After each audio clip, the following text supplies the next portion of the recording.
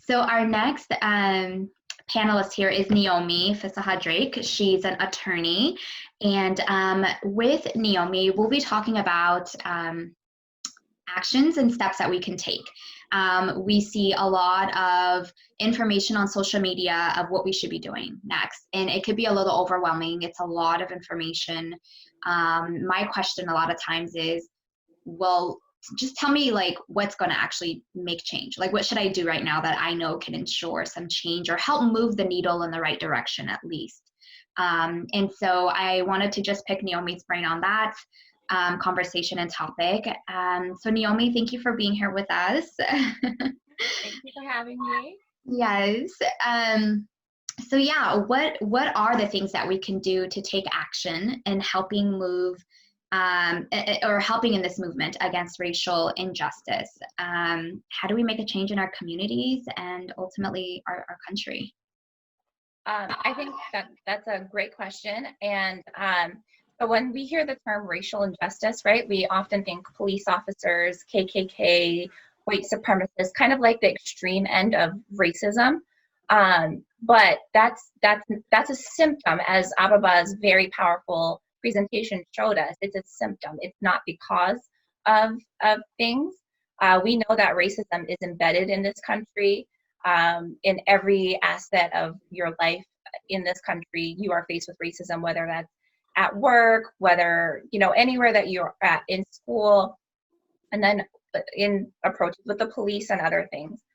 So in answering your question about what we can do to take action, I kind of focused my response on we as moms, what we can literally us personally do.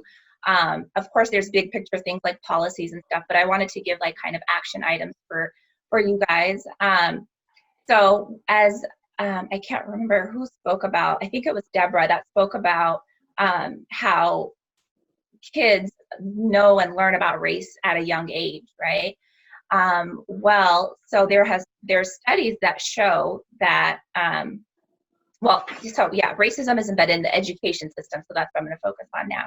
But there are studies that show that even as young as preschool African-American boys are punished harsher than their white counterparts for doing the same things. So, and you see this in like the type of wording that a teacher may use. So at the action, maybe biting or hitting, typical kid stuff that they do. But when it's talking about the white student, they'll say, oh, Timmy had a little problem with Sally, and we had to have a talk, and so we sat him in the corner. He had to, have a little time out in the corner, but we solved it. He understood. It's fine, and no further action is taken. But when they looked at studies with Black kids, what they would say is, oh, he's showing very aggressive behavior towards his classmates. He's showing signs of anger. Just the wording that they use is very, very different. And so it stems from such a young age, and our kids are growing up with that mentality. They're teaching us self-hate, internalized self-racism, and those kind of things. And that starts at a very early age. So as moms, what we can do to take action against racial injustices is be present. Join PTA, join the school boards. The school boards are, in any county, are mostly white, regardless of what the community makeup is. So we want to make sure that we're joining our school boards, we're joining PTA, and we're in classrooms. If they have volunteer, chances to volunteer in your child's classroom, definitely be present in those classrooms. Like I said, the school system in this country is designed to ensure disparities between Black and white students, right? Like we heard about the Jim Crows and how it was separate, but definitely not equal. Well, that still happens today. Brown and Black kids are in poorer communities, and therefore less funding goes to their schools. They have less equipment. They're not equipped with computers and stuff until a much later age than their white counterparts in more affluent areas.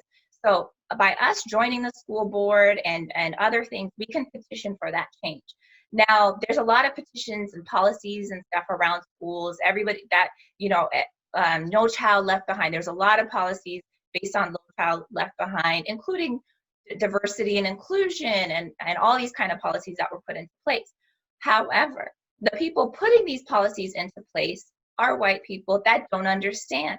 So no matter what policies are passed or put in place, it's our responsibility to be the voices that our children need, to make sure we need to have the right people in those places to implement those policies and implement them the right way, and that we are looking at them through a lens of diversity and inclusion, not to what maybe a white person may think is diversity and inclusion. So that's one thing. The other thing is, you guys don't understand how many times I get this call. Is a friend or a family member or a neighbor will call and say, hey, I just got jury summons. How do I get out? And my response is always, you don't. Because, so as we talked about the young kids, right? Now they're older, they're being charged with a crime. As a young adult or, a middle-aged adult, they're being charged with a crime. We get upset that George Zimmerman was not convicted for the murder of Trayvon Martin. We get upset when these officers aren't convicted, despite all the clear evidence. But we're the first ones that always want to get out of jury duty. And now I think that this is also a systemic thing, because we are typically in lower paying jobs where we can't afford to sit on jury duty and take weeks, if not months, if it's a criminal case, months out of our lives for $16 a day. That's the going rate here in Seattle for jury duty, $16 a day. Now, if you have a higher paying job, your job typically covers jury duty in your offer letter, in your contract, it'll be there. And so those are the people that are able to serve, but those aren't the people that are being charged with crimes. And so, yes, a person is being charged by a jury of their peers, but it's not really a person of their peer. It's not really their peer. It's somebody who probably doesn't like them, subconsciously. I'm not saying it's conscious all the time, but maybe they have some subconscious biases that come into play in the jury room. My mother-in-law actually is a good example about this. She recently served on a jury, and she was the lone holdout of a conviction on a case that was so paperweight thin that they couldn't believe that she couldn't believe that the other people were even saying conviction, because it was so out of the realm of like possibilities. And even the prosecutors later admitted that they upcharged it, hoping to get a lighter sentence, hoping to get like a lighter, lesser included charge. But the fact that all 11 other people wanted to convict this person and she was the lone holdout made it a hung jury. And I share that example to say that one person can make the difference. So whether that's you stepping in for jury duty that day, or you encouraging neighbors and friends and they happen to be that one juror, we need to be active in the criminal justice system. It's not like somebody else's problem. We are all a part of it, and we can do something to solve it. It really breaks my heart when I walk into the courtroom and I look at the jury pool and there's not any Black or brown people. And I know why. I don't blame us. Like I said, who can afford to live on $16 a day for months on end, right? That's also going to need some reform and other things. But what we can do is, maybe what COVID has taught us is that maybe we can live on less. Maybe we can sacrifice certain things and do really try to get active on juries if you're summoned, and encourage your family and friends and other people to do that as well. The obvious thing what we can do is also vote. And not just on national, when there's big election years like presidential years, or even for governor's races, but really local races as well. It's really important to vote, and it's important to, if you are even somewhat inclined to learn about politics, run. You should run. We are a community of Avasha people. I don't care if it's somebody in New York and I'm in Seattle, I'm going to donate to help that person. So you have a strong community behind you. And if you feel empowered to run for a local seat, you definitely should, because we need our voices to be heard at the table. And we're only going to be heard if we're there and if we put ourselves there. So yeah, and then if you don't want to run for office, if you know somebody in your circle, encourage them and have them run for office too. We in Seattle have been really lucky, and we have a lot of Avasha and Black African American legislators and senators even, and so we're just increasing every year, and it's just amazing, and it's already the calls to like defund police and stuff, a lot of those have been brought by brown and black elected officials. So yeah, if you want to take action, affect change, those are some ways that you can do it. Yeah. Yeah, so good. I thought I was muted. So that was just so good. I'm like, yes. Okay. So so we're both in the state of Washington. So one of my biggest curiosities right now is like, what is our state doing in response to protesting, or the protests that we've seen, the calls that people have made, the petitions that people have signed? Is it making a difference? And what have our state officials responded in any way to curtail this, police killings in our city? Or have there been any talks or policy changes thus far? Yes, and so the answer to that question is, do protests and everything help? Absolutely. I mean, we saw that on the national level, right? Like, we saw the murder of George Floyd and how quickly, I mean, obviously it was some time, a week or so had passed, but that's still very quick compared to all the other cases around us. But that's all due to the national protests. So here on the local level, you guys might have heard about the case of Manuel Ellis. He was a Black man that died in a much similar way to George Floyd, and that happened in Tacoma, Washington. He was in police custody. He was being arrested on the ground. The police choked him out, and he died of asphyxiation, just like George Floyd. And what was his last words? "I can't breathe." But it didn't make national news. It didn't get this traction.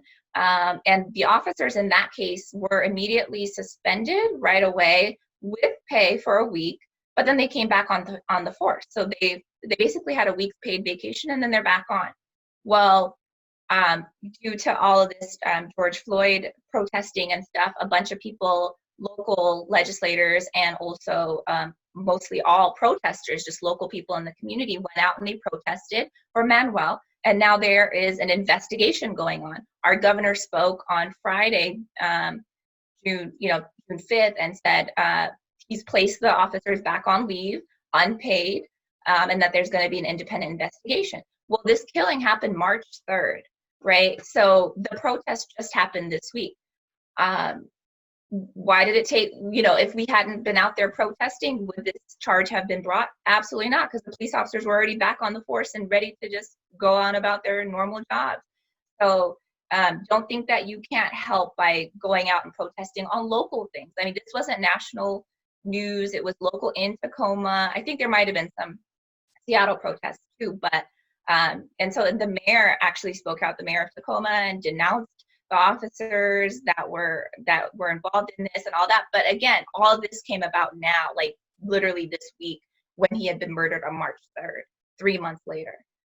So I hope that answered your question. Yeah, definitely. No, it definitely does show the power of protesting. And I don't know what is different about this George Floyd case. I mean, it could be the fact that he was, obviously handcuffed, and the police, everybody has an image of the police officer with that grim look on his face, with the hand in his pocket. That's what did it for me. Just so casual, and just so casual about it.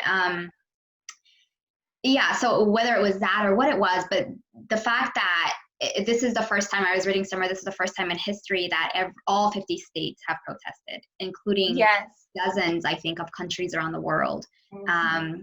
And so, I'm hopeful that this is the case. Unfortunately, George Floyd, it broke my heart to hear his daughter say, "My daddy changed the world," but in my mind, as amazing as that sounds, it's almost like he didn't ask to be a hashtag. He didn't ask to be the next, case to change the world in that way. I'm sure if he had a choice, he would choose to live and be with his daughter. And for sure. So I'm hopeful. It gives me a lot of hope seeing all the protests around the world, and I'm hopeful that this is, the case that makes the difference. I agree. Yeah. So on local government levels, so we talked a little bit with Tyrick as far as like defunding the police departments and whether or not that makes an impact. What are other things that we can or should be demanding from our local governments as far as policies or changes that they need to make on towards the police department? So yes, so defunding the police is kind of a movement that started after Ferguson in 2014 after the murder of Mike Brown.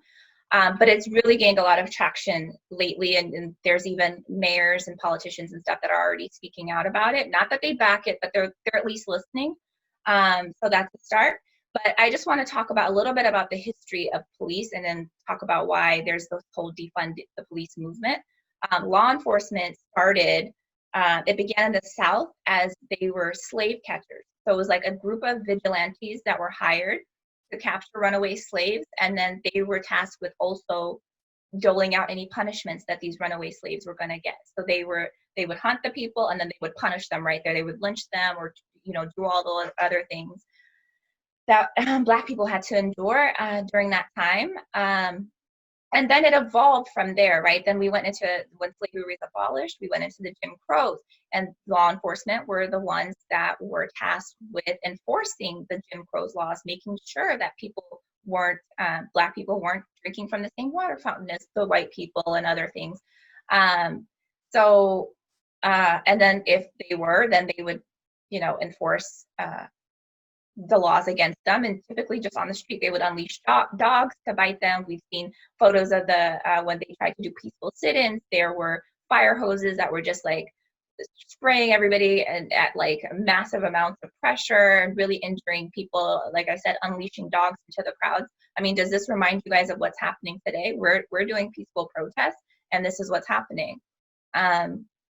So like tear gas, why do the police have tear gas? But that's like a whole nother topic. But so that's where this big push to defund police started from. And if you can go to the slide, I don't know if you can share that, but I have like a little handy little chart that I found that I think is helpful to help kind of explain the whole defund the police movement.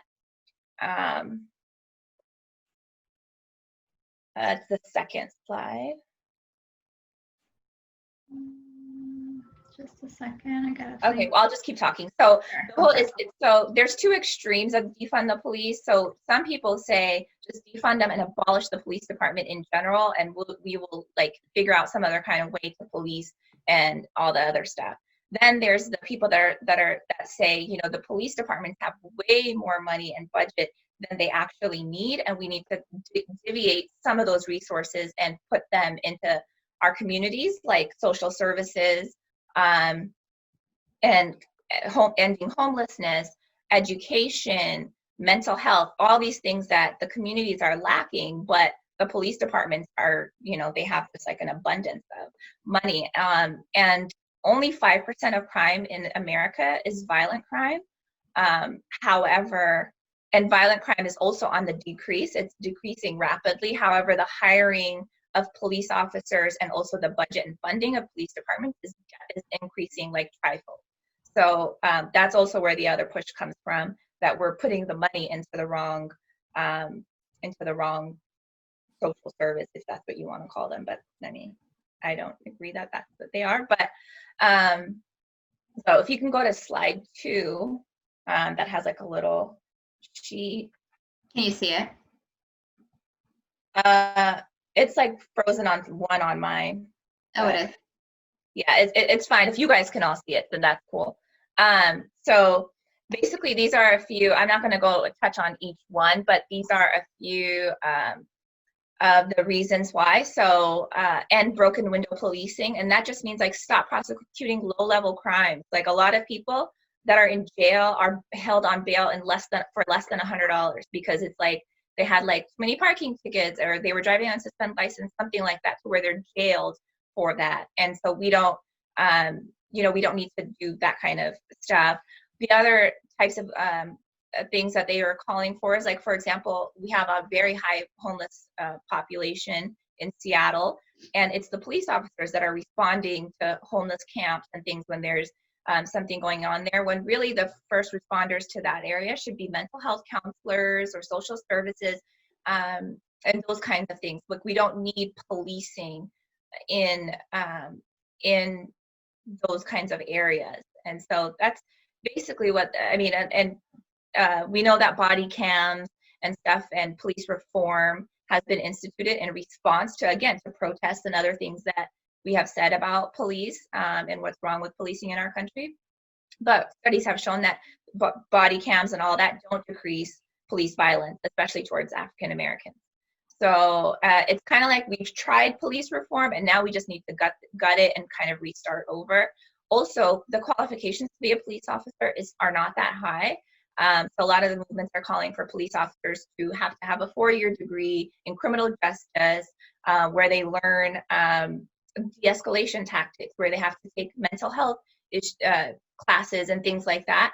I think the last thing I read was like they have to have 58 hours of like policing currently and 8 hours of shooting practice or something. Like, it's a very low amount of training to be a police officer compared to other fields. Like cosmetology, I think, is like 1,200 hours, and they don't meet nowhere near that for the police academy. And so just from like a systemic standpoint, we definitely need change and reform.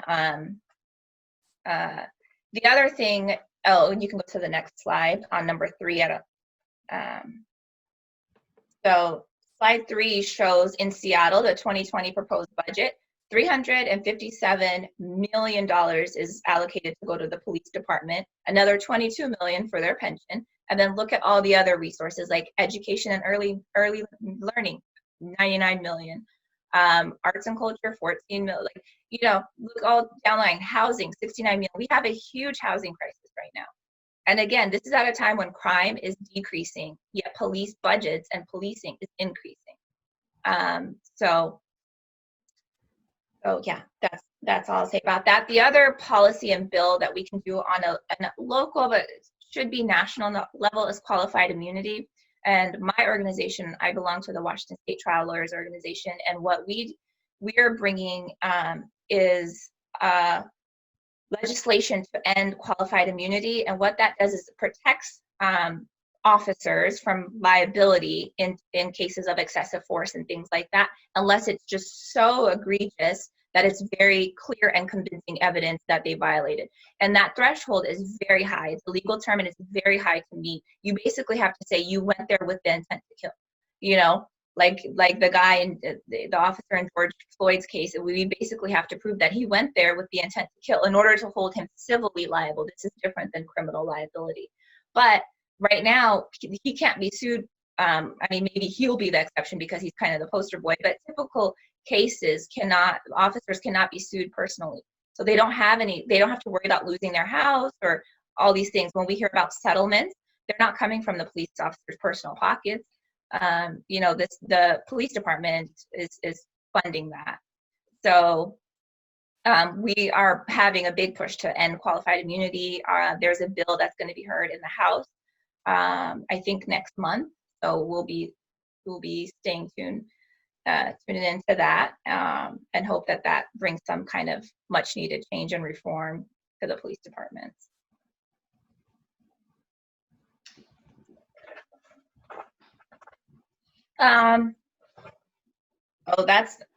That's where, I don't know why I highlighted, but you asked about organizations and things. It says there's a lot of information on social media about what we should do to help. How do we identify these organizations, and how do we make a difference? So because my topic was legal stuff, I did my organizations based on legal aid, pretty much. But there's a lot of information out there that I'm sure you guys have seen and could see. Campaign Zero their big thing is ending police violence in America, and they're a really great organization. That's where I got that slide from about all the different tactics that we've tried in police reform that didn't work. So they're a great organization. The NAACP Legal Fund, they are on the front lines of all the cases that have some kind of racial aspect to them, like in the Brown versus Board of Education, integrating schools, like, so any type of big kind of cases, landmark cases, they are a part of, as well as other lesser known cases and stuff. And sorry about the white highlighting. I'm not like emphasizing one over the other. I don't know why it highlighted like this. The National Lawyers Guild, they're a public interest association of lawyers and law students, and these are oftentimes the people that will show up if you are like a protester and you call them. If you've been arrested, they will come and they will represent you. And then the ACLU, they're like the American Civil Liberties Union. Again, they are also fighting for racial equality amongst all races. And and you might want to look into all of them, because some may not share your views. For example, the ACLU, they also fight for women's right to choose. And so if that's not what you don't believe in that, you may not want to donate to that organization. You might want to choose something else. But these are just to get you started, and definitely do your own research and look into things. Obviously, I put the Black Lives Matter. They are doing just an amazing job. And so anything we can do to support them and their efforts to help move this along is great. And then I put I've seen the Minnesota Freedom Fund shared a lot, and I just wanted to put this on here to remind myself to tell you guys that they are no longer accepting money, because they are typically working on like $100,000 to $200,000 budget, and they, due to George Floyd and all of this that happened, they're at 20 million. And so they have like graciously said, let's support other organizations during this time while we figure out how we're gonna use these funds. And the great thing about them is none of their board members, and including their CEO and executive director, are paid. They're all voluntary. So it's a really great organization. The Northwest Community Bail Fund, they are here local in Seattle, and what they do is if you can't pay bail, again, like I said, a lot of people that are held in jail for a very long time are held on very little bail, like $78, things like that. And so you can call the Northwest Community Bail Fund, and they will come post bail for you. People whose jobs and stuff, rotting in jail, for such little petty stuff. And so there definitely just needs to be reform in all ends. And so these are some of the organizations that are helping to build reform. That's amazing. Yeah, sorry, go ahead. Yeah, I wasn't sure if I was on mute or not. So did you want to speak to slide 5? Oh yeah, I just wanted to just close with this. If I know a lot of you are out there protesting, or your friends are protesting. This is a great thing I found from the King County Public Defender page. And it's just like 4 things for you to know. One is your First Amendment right. You have a right to be out there and protest. You're not doing anything illegal by doing that. So definitely don't feel like you're breaking the law by going and protesting. You're allowed, it's your right to protest. You are allowed to film the police. It's also your right to film anything you want, as long as you're in a public space. The only thing you can't do is intervene. So if the police officers are arresting somebody, you can't intervene or something, but you can at a safe distance film them. They cannot come and take your phone or video without a warrant, which they won't be able to get on the spot. So make sure that you're keeping your film and all that. If a police officer speaks to you, then just say, am I free to leave? And if he says yes, walk away. There's nothing good that's going to come from a conversation with a police officer. They're not your friend. They're not trying to help you. So if they're engaging you, they want you to kind of incriminate yourself, and you don't want to do that. You don't want to help them do their job. So if they are speaking to you, just simply ask them, hey, am I detained or am I free to go? And they'll say you're free to go. And then you just walk away. If they say you're being detained, then you be quiet. Don't say anything else. Don't sign anything. And when you get to the station, ask for your lawyer. And if you know that ahead of time that you're going out to protest, I would, if you're local in Seattle, write down this number for the National Lawyers Guild so they can come and help you out. And this is also information for your kids if you have teenagers and stuff that are going to go out and protest. But the National Lawyers Guild is a national organization, and so they have a lot of chapters nationwide. So you want to get the information or the number for your local chapter. Make sure that you have that number on hand. And then again, just no matter what they say, as Tarek said, they'll try to trick you. I always tell my clients, you are under oath, they are not. So they can lie, cheat, and steal, and you have no idea. So they'll say, like, especially with young men, they'll be like, oh, your friend already confessed. So if you don't confess, then you're going to get the harsher sentence or whatever. They use all kind of trickery to get these confessions. And so really just tell your kids and communities that the police are not there to help you when you're arrested, and don't say anything. Just ask for your lawyer. Oh, one thing I wanted to close with is something I saw on Facebook the other day. It made me really sad, but it was a man. He said, when I'm in public, I'm Black. When I'm home, I'm me.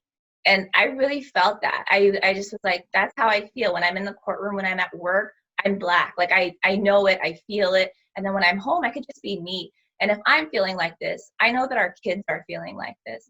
And we need to normalize being Black. It feels like such a burden, right? Like we're always, I don't know, it feels such a burden, and it's made to be that way based on what we see, based on what we're made to internalize. And so that's why I really press upon you guys about joining the school boards and PTAs, because we need to make it normal that brown and Black faces are a part of the school system. Yeah, so good. Thank you so much, Niomi. That's a lot of great information. It's, I love that we have, an attorney and then somebody with a law enforcement background in this conversation, because a lot of the things that you guys continue to point out and that continue to stick out is we know our rights, or we should. This is what we're here for, to educate ourselves on our rights. And but when it comes to the system, there is still that, injustice. Like we're still not treated the same when it comes to our skin. I think it was you who wrote in the chat, like our skin color is the threat. Yeah. And so it just reminds me of this quote that I read recently. You can have a world, like our world, like here in this country, it could be free of racist individuals. But we will still have racism because our system is set up that way. It's a racist system and institution. And so the more we're involved in politics, the more we're out there voting on local levels, the more we're going to jury duty. Thank you for saying that, because I do have one coming up. Please go. When you said that, I was like, okay, I guess I won't cancel that. But it's so important. And, have you not said that today, I probably would have canceled it. I would have found a way to get out of it.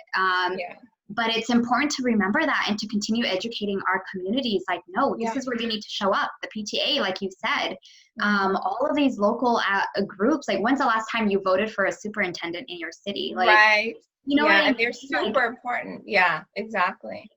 They are. And we keep waiting for the president to do something, but that's not where the power is at. So yeah, thank you for that. Thank you for that reminder. Yeah, thank you for organizing this. Thank you to all the other panelists. I've learned so much, and I feel so much better. I was feeling like how the other panelists said, like, I don't want to talk about this. I'm angry still. I'm fed up. I'm frustrated. But really hearing all of you guys, like, really made me feel so much better. And seeing all these Black faces on here, I'm like, yes, this is my community. Yes. So thank you. Yeah, definitely. Absolutely. Like I always say, action dissipates fear and anxiety. And it does feel good to talk about it and do something about it. Right. It's amazing. So our last and amazing panelist. Hi, Tazita. Thank you so much for waiting so patiently.